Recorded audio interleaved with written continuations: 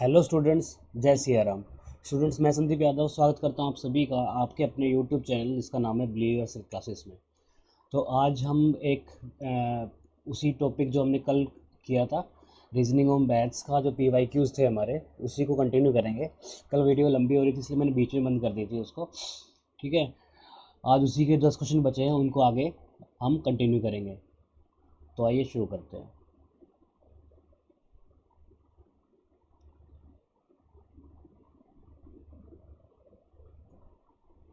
हमने कल question number 61 से 70 तक किए थे। आज क्वेश्चन नंबर 71 से 80 तक करेंगे हम। आइए शुरू करते हैं। कह रहे a tank is filled by in 5 hours by 3 pipes PQR। The pipe R is twice as fast as Q। तो आप जैसे जानते हो, मैंने कल भी जो क्वेश्चंस कराए थे सारे विद डिटेल सॉल्यूशन करे थे। हमने डिटेल सॉल्यूशन किया था, है ना। डिटेल सॉल्यूशन था और दूसरा क्या था उसमें, साथ साथ हमारे उस कॉन्सेप्ट का पूरी डीप नॉलेज थी हमारी। हमने उसका कॉन्सेप्ट बिहाइंड था पूरा, जो क्वेश्चन हमारा आया है उसका मैंने कॉन्सेप्ट भी देखा है पूरा पूरा, कि वो कॉन्सेप्ट क्या कैसे होगा, ताकि वो अगली बार जब आपका सेम क्वेश्चन आपको पेपर में मिले तो आप उस कॉन्सेप्ट को पकड़ के उस क्वेश्चन को सोल्व कर सकें। ठीक है, तो आज हम उसी वैसे ही सोल्व करते हैं इस क्वेश्चन को। क्या कह रहा है कि 3 पाइप है, पाइप P, पाइप Q और पाइप R। ठीक है, जैसे जैसे अगर ये सारी क्वेश्चन जो वर्ड प्रॉब्लम है, अगर आप जैसे जैसे क्वेश्चन को रीड करके आप उसको मैथमेटिकल रूप दे सके तो उससे क्वेश्चन सॉल्व होता है आपका। तो मैंने जैसे आपको मैंने पढ़ा 3 पाइप है तो मैंने इसको लिख दिया P एक चीज़ है, Q है, एक R है। फिर क्वेश्चन पे दोबारा आते हैं कि एक टैंक तीनों तीनों मिलके भर देते हैं 5 आर में। अगर तीनों की बात करें तो 5 आर में तीनों भर देंगे। ठीक है, pipe R is twice as fast as pipe R is twice as fast as Q। अगर इसकी एफिशिएंसी 1 है तो इसकी 2 है, डबल फास्ट है। ठीक है, ये स्पीड की बात कर रहे हैं हम। स्पीड, कहीं पे स्पीड बोलेगा कोई, यहाँ पे एफिशिएंसी बोलेगा इसको। ठीक है, स्पीड इसकी क्या है, 2 है तो इसकी 1 है। फिर क्या बोल रहा है, Q is twice as fast as Q is twice as fast as जैसे P। ठीक है, तो अब इस चीज़ को, इन दोनों दो इक्वेशन दी हुई है P और इसके रिलेशन में, तो दोनों को पहले बराबर करना पड़ेगा। तो आप समझ सकते हैं, अगर ये 1 है ना, तो ये कितना होगा 2 और ये 4।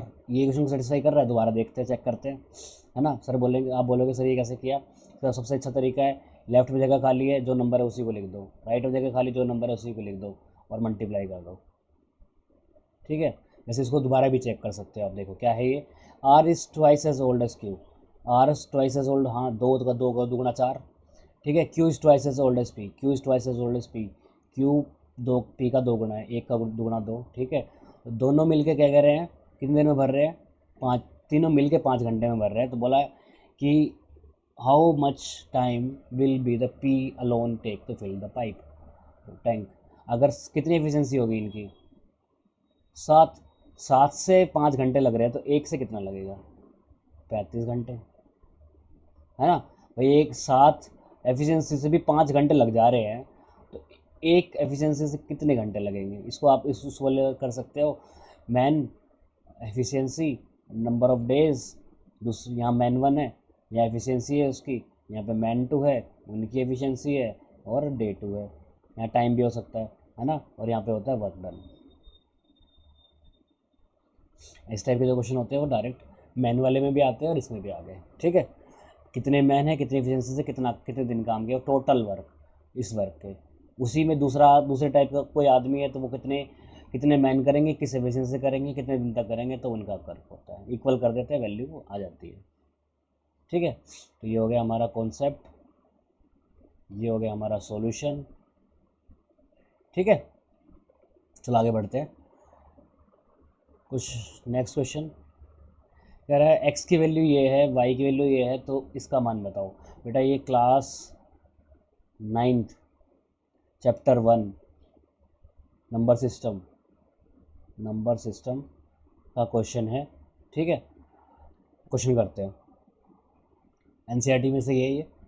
एनसीईआरटी में नहीं होगा तो RS अग्रवाल या RD शर्मा में मिल जाता है, जो क्लास मोस्टली CBSE स्कूल या हरियाणा बोर्ड में भी जो बच्चे थोड़े ठीक ठाक होते हैं वो प्रेफर करते हैं ऐसी बुक्स को। तो कह रहा है अगर x की वैल्यू ये है और y की वैल्यू ये है, तो बताओ x square plus y square की वैल्यू क्या होगी।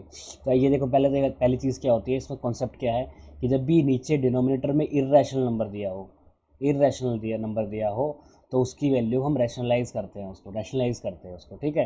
इरेशनल नंबर कौन से होंगे, जो भी नंबर रूट में दिया होगा, नॉन कोई भी परफेक्ट स्क्वायर नंबर नहीं है, ठीक है, परफेक्ट स्क्वायर नंबर नहीं है, एक्सेप्ट परफेक्ट स्क्वायर नंबर, ठीक है। ये परफेक्ट स्क्वायर नंबर रैशनल हो जाएगा, तो हम लिखेंगे नॉन परफेक्ट स्क्वायर नंबर। ये हमारे कैसे नंबर होते हैं, इर्रेशनल नंबर होते हैं, ठीक है। अपरिमेय संख्या होती है। अपरिमेय संख्या अगर हमारे नीचे हर में दी हुई होती है, ठीक है, तो ये हर में दी होती है तो हम उसको रैशनलाइज करते हैं ताकि ये रैशनल नंबर बन जाए। तो उसके लिए हम क्या करते हैं, जो नीचे वाला है ना, ये है √3 - 1, हमेशा इसी फॉर्म में गिवन होगा, √a या फिर रूट हो सकता है दूसरा बी, यहाँ पे माइनस से प्लस में दे रखा हो, तो इसका उसको मल्टीप्लाई करेंगे या गुणा करेंगे इसके साथ, ये है तो इसके साथ करेंगे, और प्लस दे रखा होगा तो हम √a - b से मल्टीप्लाई और डिवाइड दोनों करेंगे। मल्टीप्लाई डिवाइड क्यों करते हैं आप समझ सकते हो। मान लो मैं x/y कोई रेशियो है, अगर यह 3/2 कोई रेशियो है, इसको मैं ऊपर भी 2 से मल्टीप्लाई करूँ, नीचे भी 2 से मल्टीप्लाई, तो 6/4 अभी भी ये 3/2 के ही इक्वल है ना, तो कर सकते हैं। तो इससे मल्टीप्लाई करो तो ये आएगा √3 + 1/√3 + 1। इधर भी कर देते हैं, चलो एक एक करके करते हैं। तो कितना आएगा, यहाँ पे ऊपर बनेगा a + b, नीचे बनेगा a - b, a + b। तो a + b, a - b की आइडेंटिटी क्या होती है, ये यहाँ पे लिख लेता हूँ मैं। तो a - b into a + b, अगर इन दोनों मल्टीप्लाई करो तो आइडेंटिटी होती है हमारे पास a² - b²। अगर a + b का स्क्वायर है, होल स्क्वायर बोल देते हैं इसको, तो ये a² + b² + 2ab होता है, ठीक है। तो ये हो गया इसका फॉर्मूला या आइडेंटिटी। चलो आगे करते हैं। तो इसमें क्या कर, नीचे बनेगा ऊपर बनेगा √3 + 1 का होल स्क्वायर, और नीचे बनेगा √3 का स्क्वायर - 1 का स्क्वायर, ठीक है। तो ऊपर कर देते हैं, तो a² √3 का स्क्वायर 3, 1 का स्क्वायर 1 + 2ab, और √3 का स्क्वायर 3, इसका स्क्वायर 1, तो ये बन गया 3 और 1 4 + 2√3/2। ऊपर से 2 कॉमन ले लेते हैं तो क्या बचेगा, 2 + √3/2, 2 से 2 कट गया, तो मेरे पास x की वैल्यू आ गई 2 + √3, ठीक है।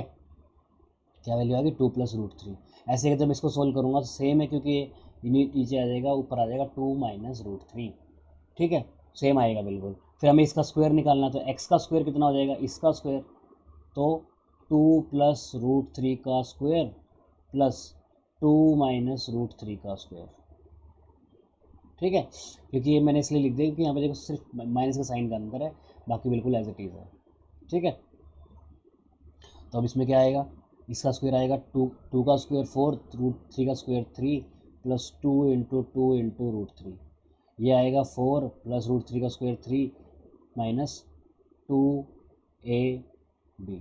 तो आप देख सकते हो ये कितना हो गया, 4 7 + 4√3 + 7 - 4√3, 4√3 से 4√3 कैंसिल हो गया, 4 और 7 और 7 14 आ गया, ये आंसर हो गया। तो इस टाइप का अगर कोई भी क्वेश्चन आता है तो ये इसी से सोल्व करना है। इसको आप है ना ऐसे भी देख सकते हो क्वेश्चन, अगर आपको किसी को समझ में आए तो, ये अगर ये x की वैल्यू जो भी है उसका उल्टा y की वैल्यू है, मैं लिख सकता हूँ x = 1/y, लिख सकते हैं। तो अब हमें निकालना है, तो x की जगह क्या लिख दोगे, अब ये निकालना है मुझे x² + y², तो y की वैल्यू क्या देगी 1/x, तो x² + 1/x², ठीक है। तो x की वैल्यू निकालो, 1/x की वैल्यू उसी नीचे पुट करके और सोल्व कर लो, तब भी हो सकता है, ठीक है। इसका कभी किसी और क्वेश्चन में बताऊंगा, इसका फंडा, कोई और क्वेश्चन होगा तो इस फंडे से सोल्व कराऊंगा, ठीक है। नेक्स्ट क्वेश्चन, अगर आप सिंपल समझ सकते हो, अगर आप x की वैल्यू निकाल ली ना आपने, तो ये यहाँ से आने के बाद करना नहीं है कुछ, आपको सिर्फ इसका ये देख लेना है, 2 4 3 7, उसका डबल कर दो, आंसर हो जाएगा, ठीक है। अगर सिर्फ x y और y का स्क्वायर दिया हुआ है, अगर यहीं पे x² - y² दिया होता तो हम क्या करते, जो मुझे पता है देखो ये वाली वैल्यू माइनस साइन लगने के बाद ये -7 हो जाएगा, ये प्लस हो जाएगा, तो आपका 8√3 हो जाएगा इसका answer. Next question, in a row of girls A is 10th from the right, question read, करके समझ में आ गया ये क्वेश्चन किस चीज़ का है? ये क्वेश्चन है हमारा रैंकिंग का या सीटिंग अरेंजमेंट का। सीटिंग अरेंजमेंट है ना, सीटिंग अरेंजमेंट। तो सीटिंग अरेंजमेंट का क्वेश्चन है, एक लाइन बनाया क्योंकि एक रो में बैठा रहे हैं उसको। तो क्या कह रहे हैं? A is 10th from the left. ये मान लेते हैं दो बच्चे हैं ए और बी, दो लड़कियां हैं ए और बी। कह रहा है A is 10th from the left. तो ये इसका लेफ्ट साइड है और ये हमारी तरफ से राइट साइड है। हम जैसे बैठे हुए तो मेरा लेफ्ट साइड लेफ्ट हैंड पड़ रहा है इस तरफ और मेरा राइट हैंड साइड पड़ रहा है इस तरफ। तो इसी से मेरे को बनाना स्टार्ट करना है। तो कह रहे हैं ए जो है वो 10th बैठे हैं लेफ्ट साइड से। यहाँ पे ए बैठा है, ये 10th पोजीशन है। तो इधर कितने बच्चे होंगे? 9 बच्चे होंगे और 10th पोजीशन पे ए बैठा है। ठीक है। फिर क्या कह रहा है? If from the left end B is right 14th from the right. यहाँ पे कहीं बी बैठा है, 14th पोजीशन पे बैठा है और इधर कितने बच्चे हैं टोटल? टोटल 13 बच्चे हैं। ठीक है, ऐसे बना लिया। कह रहा है A become if they interchange their position, मतलब यहाँ पर आ गया ए और यहाँ पर आ गया B. A become 24 from the left. तो ए की जो पोजीशन है वो 24 हो जाएगी लेफ्ट से, 23 ये और ये बंदा खुद 24। तो इधर तो अभी भी 13 बच्चे ही बैठे हैं बच्चों, है ना, क्योंकि सीट तो चेंज थोड़ी ना हुई है, उसी सीट पे आके बैठ गया। तो टोटल कह रहा है कि how many girls are there. तो टोटल कितने बच्चे हो गए? 23 तो इधर से हो गए, 24वां एक ए बैठा है और 13 इधर हो गए। ठीक है, कितने हो गए? 3 और 3 6 और 1 7 और 3 37 बच्चे होंगे, 37 बच्चे। ठीक है ना। अब आपको इसको देखने की जरूरत नहीं क्योंकि लेफ्ट से दिया है। अगर यही चीज़ राइट से दिया होता तो इसको हम कंसिडर कर लेते और इधर 9 इधर वाली पोजीशन और एक 10 की। ठीक है, कई जगह आपको ये लिखा रूल बताते होंगे इसमें कि इन दोनों को ऐड कर दो फिर एक माइनस कर दो। आप इस टाइप से डायग्राम बनाओ, आपको +1 क्या करना है, +-1 का क्या करना है, आपको कुछ करने की जरूरत नहीं है। आप सिंपल ये बना लो, अगर 10वीं पोजीशन बैठा तो यहाँ पे 9 बच्चे बैठे होंगे, 10वीं पे ये 14वीं पोजीशन बैठा तो 13 बच्चे बैठे होंगे, फिर एक का नंबर आया। इससे होता क्या है कि कॉन्सेप्ट बैठता है दिमाग में, ना कि रूल। जब भी आप रूल याद करोगे ना तो रूल को आपको हमेशा रिटेन करना पड़ेगा, 10 क्वेश्चन सोल्व करने पड़ेंगे। कहीं भूल गए तो आप वो यहीं पे देखो, आपका 37 की जगह अगर हो सकता है कि 38 भी ऑप्शन में दे रखा होगा, तो आपको +-, गलती में आपको गलत हो टिक लगना बहुत बहुत ज़्यादा चांसेस होते हैं कि आप गलत टिक लगा के आ जाओ। अब ये क्या है कि सिर्फ कॉन्सेप्ट है कि 9 बच्चे ही बैठे होंगे, ऑब्वियस सी चीज़ है ना। इसमें कुछ सोचने की तो बात है ही नहीं कि यहाँ पे कितने बच्चे, 10वीं पोजीशन बैठा तो 9 बच्चे बैठे, 14वीं पोजीशन बैठा तो 13 बच्चे बैठे होंगे। और पोजीशन करें तो यहाँ पे 24वीं पोजीशन फ्रॉम द लेफ्ट लिखा है तो यहाँ पे 23 बच्चे बैठे होंगे। तो यहाँ से लेके यहाँ तक 23, ये 24वां और इधर 13, 37 हो गए टोटल। ठीक है, next question. A shopkeeper sell an article 15% gain. एक शॉपकीपर है, शॉपकीपर ने एक आर्टिकल बेचा, प्रॉफिट एंड लॉस का क्वेश्चन है। ठीक है, इसका क्वेश्चन है प्रॉफिट एंड लॉस परसेंटेज, है ना। Correct, shopkeeper sell an article 15% gain. तो ऐसे क्वेश्चन में हम क्या करते थे हमेशा, अगर हमें सीपी वगैरह नहीं गया ना तो 100 मान लेते हैं सीपी को। ठीक है, सीपी पे 15% का प्रॉफिट मतलब 115 रुपये, सीपी पे 15% प्रॉफिट, है ना। 100 पे 1 रुपये का प्रॉफिट 1 रुपया, 100 पे 2 रुपये का प्रॉफिट 2 रुपये, 100 पे 3% का प्रॉफिट 3 रुपये और 100 पे 15% का प्रॉफिट 15 रुपये। ठीक है, तो ये हो गया 100 पे 15% प्रॉफिट इसके अंदर ऐड कर दिया। फिर क्या है, कह रहा है had he sailed it for 18 मोर। अगर एक 18 रुपये ज़्यादा बेचा होता, है ना, had he sold it for 18 rupees मोर, अगर उसने उसे 18 रुपये अधिक में बेचा होता तो उसका लाभ 18% होता। 18 कितना हो गया, 115 रुपये 18 जोड़ दो कितना आ जाएगा, 8 और 5 13, 3 133 में बेचा होता। तो कह रहा है यहाँ पे उसको ही गेन 18%, तो ये इसका 18% है। कितने परसेंट एक्स्ट्रा मिल रहा है? 3% एक्स्ट्रा मिल रहा है। कितने रुपए में? 18 रुपये में। तो 1% कितना, 6 रुपये। 100% कितना, 100% कितना, 600 रुपये। ठीक है, क्या था कॉस्ट प्राइस का, 600 रुपये।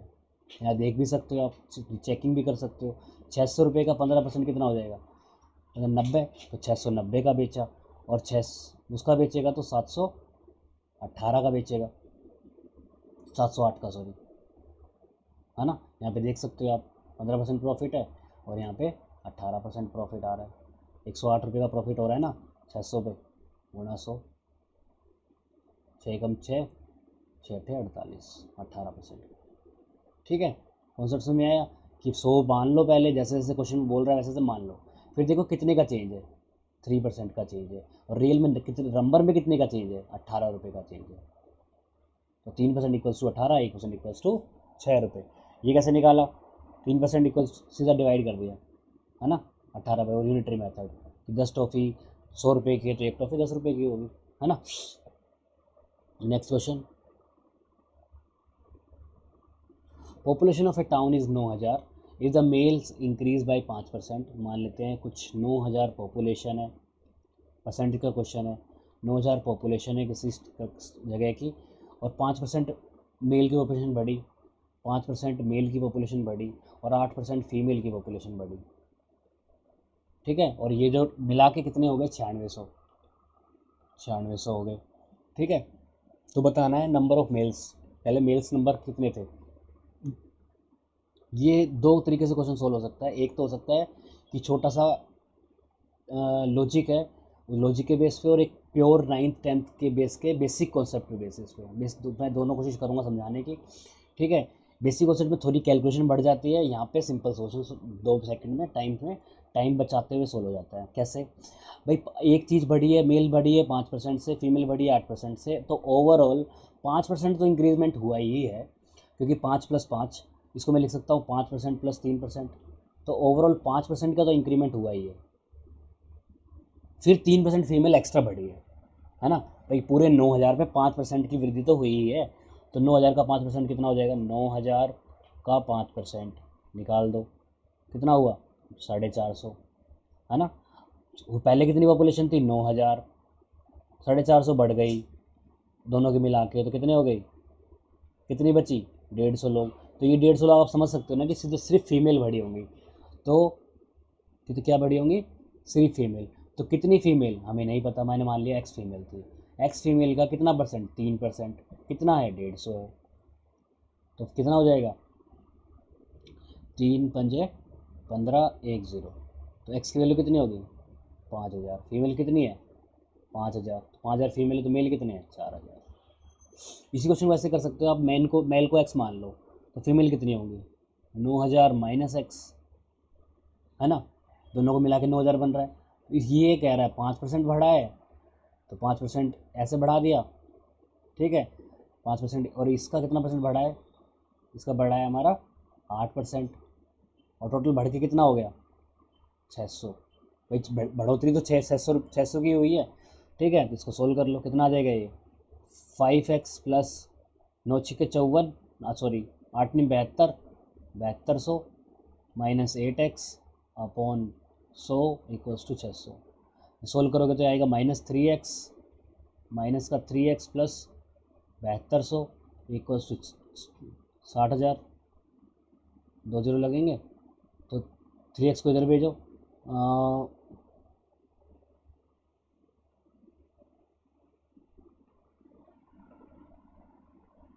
कितना हो गई,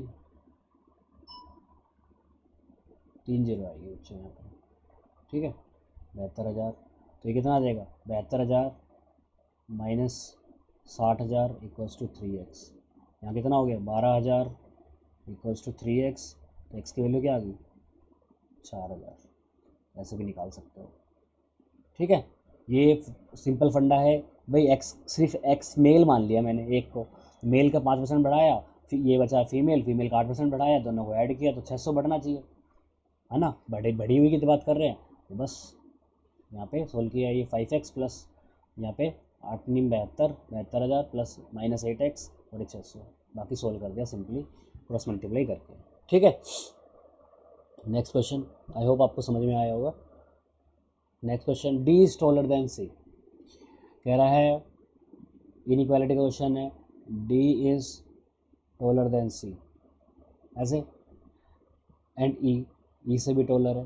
अभी मैं मान लेता हूँ ये कुछ ऐसा भी हो सकता है, और E की वैल्यू C से बड़ी भी हो सकती है, तो मैं ये बना दिया D, ये बना दिया E, और ये बना दिया C, नीचे लिख देता हूँ। A is not as tall as A इतना टॉल नहीं है कि E से बड़ा। ठीक है, तो ये यहाँ A यहाँ पे भी हो सकता है, और इससे बड़ा भी हो सकता है, E से छोटा ही रहेगा पर। उसके बाद C is taller than A, है ना, क्या कह रहा है, A is not as tall as E but C is taller than A, यहाँ पे हो रहा है तो इसको ये हम मान लूँगा ये गलत होगा, है ना, इधर वाला ये वाला ठीक है, ये वाला छोटा सा ये A है।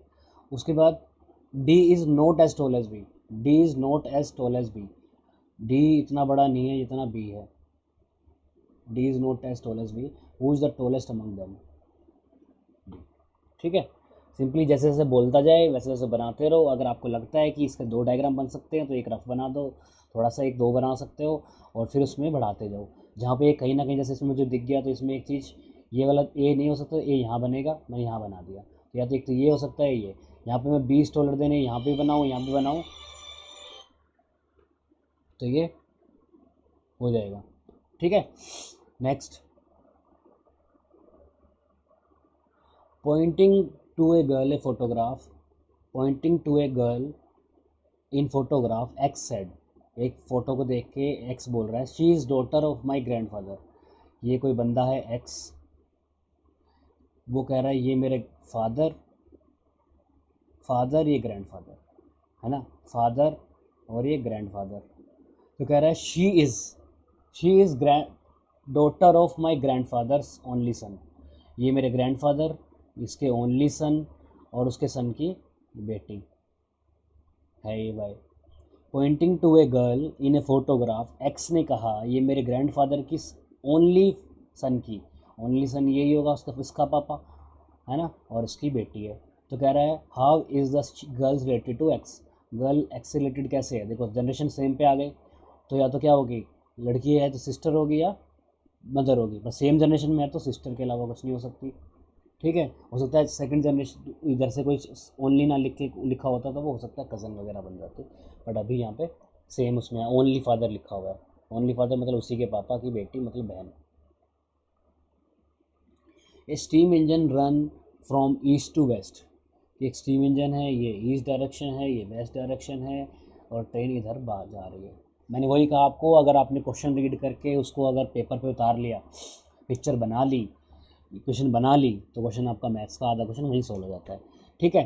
तो a steam engine train run from east to west and wind blowing from north to south, तो ये आपको बना सकते हो, ये नॉर्थ होगा और ये साउथ होगा, इधर चल रहा है तो wind blowing from north to south, जो विंड है वो नॉर्थ टू साउथ चल रही है, ये विंड हो गई हमारी और ये हमारी ट्रेन हो गई, ठीक है। तो कह रहा है then the smoke of the train would blow in which direction, आप ये समझ सकते हो हवा इधर है तो विंड इधर तो जाने से रही, विंड इधर इस साइड ही आएगी और इस डब्बे की तरफ ही आएगी, ठीक है। अच्छा क्या ये डायरेक्शन हो सकती है हमारी धुएं की, धुआं ट्रेन से आगे निकल सकता है क्या, धुआं ट्रेन से आगे निकल सकता है क्या, नहीं निकल सकता, है ना, धुआं ट्रेन से आगे नहीं निकल सकता, तो कैसे कैसे चल रहा होगा धुआं, भाई ये इसको कभी देखा भी हो आपने, धुआं ऐसे निकलेगा, इधर तो इसलिए निकल सकता है क्योंकि हवा की डायरेक्शन नहीं है, तो इधर तो हवा इधर तो बिल्कुल ही धुआं निकलेगा नहीं, धुआं निकलेगा तो इस तरफ ही निकलेगा क्योंकि चल रही है, पीछे इसलिए चलेगा क्योंकि ट्रेन वेस्ट तरफ जा रहा है और इधर चल रहा है क्योंकि हवा ऐसे चल रही है, तो ये धुआं निकलेगा वो ऐसे निकलेगा, ये डायरेक्शन कौन सी है इसको ऐसे बना लो, ये ईस्ट ये वेस्ट, ये ईस्ट ये वेस्ट ये नॉर्थ ये साउथ, तो ये डायरेक्शन कौन सी हो गई, कौन सी हो गई, साउथ ईस्ट डायरेक्शन, ठीक है। आई होप आपको समझ में आएगा, एक बार आप बना के देखना फिर आपको क्लियर हो जाएगा ये, ठीक है। तो इसको मैं एक बार छोटा सा बना देता हूँ कि इसकी डायरेक्शन हमेशा कैसी आ रही होगी, ऐसे धुआं, ये हो गया हमारा क्या चीज़, हमारा smoke. Next question, next term of the following number series, next number क्या होगा, सिंपली दे सकते हो आप 3, 13, 22, 32, 59, 69, 120, 130, इसका नेक्स्ट नंबर बताना है क्या होगा। अब यहाँ देखोगे यहाँ 10 का डिफरेंस है, यहाँ पे डिफरेंस कितना है 9 का, यहाँ कितने का डिफरेंस है 10 का, यहाँ कितना डिफरेंस हो गया 59 माइनस 32 7 27 का, यहाँ फिर से 10 का डिफरेंस है, यहाँ कितने का डिफरेंस है 51 का, 51 का है, ठीक है। फिर यहाँ पे कितने का डिफरेंस है फिर 10 का, अब यहाँ का डिफरेंस देखना है तो ऐसे क्वेश्चन में हमने देखा है कि सेकंड डायरेक्शन में जाके देखना होता है कि कितने का गैप है। तो 10-10 ये तो 10-10 का गैप है, इसका गैप देखो कितने का है, ये 18 का गैप है। यहाँ कितने का गैप है, 27-27 54 होता है, तो 3 कम है तो 24 का गैप है। तो यहाँ कितने का गैप होगा, यहाँ कितने का गैप होगा हमारा, यहाँ पे देख रहे हो कितना है, 12 18 18 का हाफ 9 नहीं आ रहा, 12 6 6 18 6 चौक 24 और आगे 6 पंजे 30। तो किस में ऐड होंगे, इसके अंदर। यहाँ पे 81 का प्लस होगा, तो 81 का प्लस होगा तो कितना होगा, 130 प्लस 81 111 211। ठीक है, ऐसे देख सकते हो। यहाँ 6 का प्लस है तो यहाँ भी प्लस 6 का ही होगा। तो एक बार ऐसे क्वेश्चन में जब भी आपको यहाँ पे अटको तो एक स्टेप नीचे जाके देखा करो, हमेशा वो आपको सीरीज बनती हुई दिख जाएगी। नेक्स्ट क्वेश्चन और last question, the average of 9 consecutive number is n। कह रहा है 9 कॉन्जिक्यूटिव नंबर लिखे हुए हैं और उनका जो एवरेज है, एवरेज पहले क्या होता है, पहले एवरेज देख लेते हैं। कोई एवरेज होता है total numbers upon total number का sum of total number upon total number. क्या मतलब है इस बात का, मैंने अगर 2 नंबर लिए 1 और 2, तो इनका अगर सम कितना बनेगा 3, और नंबर कितने हैं गिनती में 2 नंबर है, तो इसका ये हो जाएगा मीन बोल सकते हो, एवरेज बोल सकते हो 3/2 या 1.5। ऐसे अगर मैं 3 नंबर लेता हूँ तो कितने नंबर है टोटल 3, तो डिवाइड बाई 3, तीनों का सम कितना आएगा 3 5 और 1 6, 6/3 2 आ गया। ठीक है, तो आप यहाँ पे देख सकते हो अगर ये 3 कॉन्जिक्यूटिव नंबर है, मैंने जो एग्जाम्पल लिया वो कॉन्जिक्यूटिव नंबर के लिए है ना। तो अगर ये ओड नंबर है, देख सकते हो 1 2 3 यहाँ इवन है तो कुछ बीच का नंबर आ रहा है इन दोनों के बीच का, पर अगर यहाँ ओड नंबर है तो यहाँ पे बिल्कुल एग्जैक्ट नंबर क्या आ रहा है, जो बीच वाला है। यही कॉन्सेप्ट है इसका। कॉन्सेप्ट क्या है, हम बोल सकते हैं एवरेज या मीन ऑफ कॉन्जिक्यूटिव या लगातार नंबर बोल सकते हो। लगातार जो नंबर होते हैं, लगातार number is always middle number. और मिडल नंबर अगर इवन है तो आप बोल सकते हो लास्ट बीच के जो 2 नंबर होंगे मिडल, उन दोनों का सम डिवाइड बाय 2, जैसे कि यहाँ पे देख सकते हो दोनों का सम डिवाइड बाय 2 है ना। और अगर ये ओड है तो बीच का नंबर ही होगा, तो मिडल नंबर ही होगा। अब क्वेश्चन पे आते हैं, इसने कहा 9 नंबर है, तो 1 2 3 4 5 6 7 8 9, बीच का नंबर कौन सा है हमारा, बीच का नंबर कौन सा है 5वां। इससे पहले देखो 4 नंबर है, इसके बाद भी 4 नंबर है। ठीक है, ये आ गया हमारा मीन। तो कह रहा है if the next 2 number are also included, कह रहा है अगर 10 और 11 को इंक्लूड कर लें तो व्हाट इज़ न्यू एवरेज, इसकी एवरेज कितनी सरक जाएगी। अब नया नंबर जो मिडिल टर्म आएगी वो ये आ जाएगी, पहले ये थी और अब 6 हो गई। देख सकते हो 5 नंबर इससे पहले और 5 नंबर इसके बाद, तो कितने का चेंज आया, +1 का, तो इंक्रीज बाय 1। अब ये बोलोगे सर एक बड़े नंबर दे रखे हो तो मिडिल टर्म कैसे निकालते हैं, तो मिडिल टर्म निकालने का सिंपल तरीका है, अगर इवन नंबर है तो डिवाइड बाय 2, तो नंबर डिवाइड बाय 2 मतलब 10 है तो 10/2 5, 5वीं और छठी।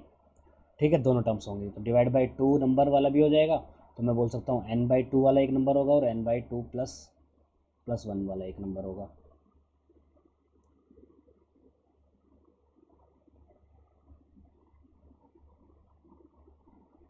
ठीक है, और मतलब अगर n नंबर है तो n/2 भी होगा और एक n/2 + 1, 2 नंबर होते हैं क्योंकि है ना। अगर मैं बोलूँगा 1 और 2 में कितने कौन सा नंबर बीच का है, तो बोलोगे सर कोई सा बीच का नहीं है, दोनों बीच के हैं। मैं 4 नंबर बोल देता हूँ तो कितने कौन सा नंबर बीच के हैं, तो दोनों नंबर बीच के हैं। तो 4/2 2 दूसरा नंबर और उससे एक अगला नंबर, ये बता रहे हैं। अगर ये ओड है तो n+1/2 ये मिडिल टर्म होंगे। जैसे हमें देख रहे हो 5 नंबर है, ठीक है, 5 नंबर यहाँ पे 3 नंबर थे तो 3 + 1 4/2 2 दूसरा नंबर दूसरी पोजीशन पे, ये ऐसे निकालते मिडिल टर्म। ठीक है, तो ये कॉन्सेप्ट था इसका सारा। ये क्वेश्चन सिंपल है, तो इंक्रीज़ कितना करेगा 1, और हमेशा मिडिल टर्म ही उसका क्या होगा, एवरेज होगा। ठीक है, कम करते हैं। ओके, तो जैसे कि आप जानते हैं सब कि हमारी एक एंड्रॉयड ऐप भी है, हमारे कोर्सेज एचटेट से रिलेटेड जितने भी कोर्सेज है उस पर अवेलेबल है। ठीक है, चाहे वो सब्जेक्टिव हो, सब्जेक्ट स्पेसिफिक हो, या फिर आपका जो कॉमन पेपर हो उसका रिलेटेड। तो आप हमारी बिलीव योरसेल्फ क्लासेस की एंड्रॉयड ऐप भी आप डाउनलोड कर सकते हैं। और अगर आपको कोई इंक्वायरी होती है, क्वेरी होती है किसी भी चीज़ के रिगार्डिंग, तो आप इस नंबर पे कॉल करके हमसे जितनी भी हमारी अपनी क्वेरी है उसको सॉल्व भी कर सकते हैं। ठीक है, तो आज की वीडियो में यहीं ख़त्म करता हूँ। तब तक के लिए जय सिया राम।